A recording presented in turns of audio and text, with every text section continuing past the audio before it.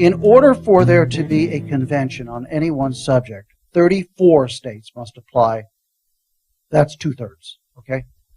Number two, the constitutional amendment that currently has the most applications, that's up there, is the balanced budget. They are, by my count, at 21.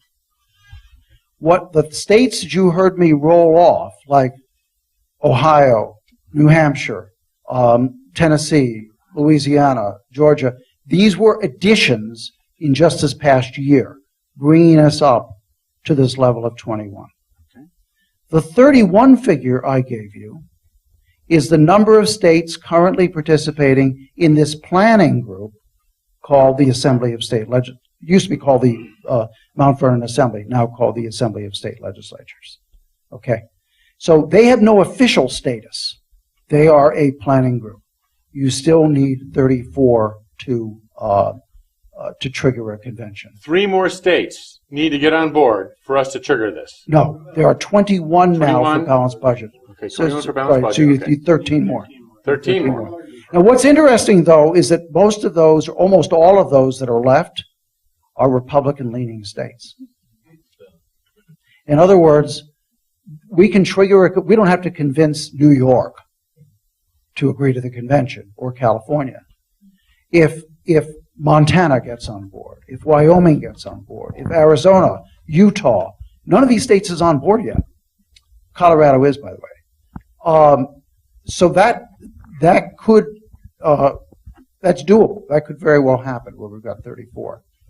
Now, the other question is, why can't we do all of these?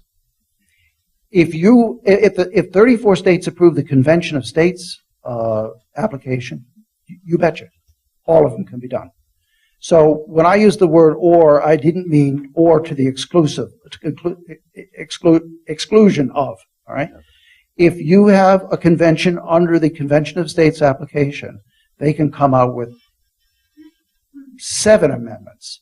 One can be a balanced budget, one can be term limits, one can be restricting the commerce power, another one could be restricting the general welfare power, another one could be shoring up the Bill of Rights in some way, and so forth.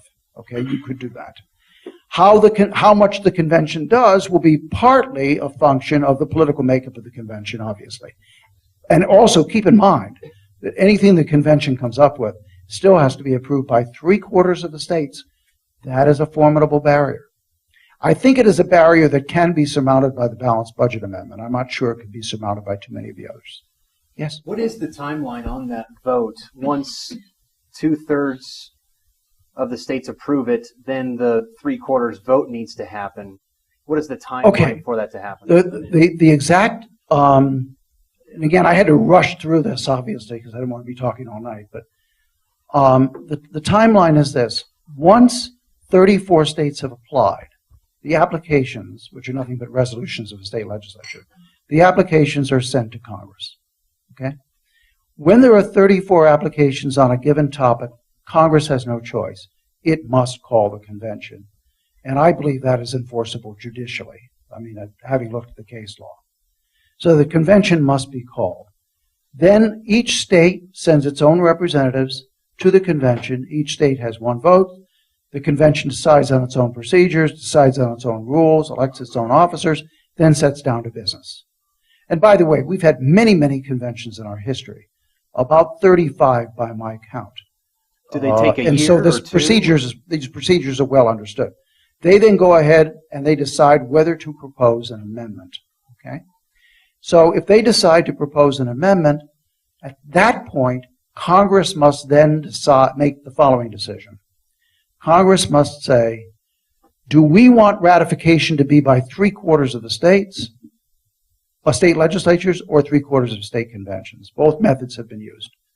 So let's say Congress says, okay, we're going to have ratification by 3/4 of the state legislatures. Then the state legislatures consider this amendment. And they can consider it indefinitely if they want to. Most recent amendments have had time limits put on them, usually 7 years. But theoretically, an amendment can be out there for centuries. The 27th Amendment was proposed in 1789 and not finally ratified until 1992. Wow. So you can get, But you need those 38 states, the 3/4, in order for it to become part of the Constitution. I would just say that if there's enough of a public groundswell, though, to actually get this convention going, though, that this would require a significant majority of the people, and if Congress didn't act on it in a timely fashion, they would then pay the price at the next election. Yes, right. I mean, there's been a lot of, writers have discussed what would happen if Congress simply refuses to act. This actually came up in the 1960s. Does anyone here remember the former Senate Majority Leader Everett Dirksen? Everett Dirksen. Everett Dirksen was very upset when the Supreme Court came out with an opinion in the 1960s, several opinions, which said that all the states must apportion both of their legislative houses by population. And so he started gathering applications from the states for a convention. He actually got 33 of them until he actually died, unfortunately, too early to carry it through to completion. So anyway, during that period of time, there were members of Congress who took the position that, I'm sorry, I don't care if they get 50 applications, I'm not voting for a convention. It's obviously a violation of the Constitution.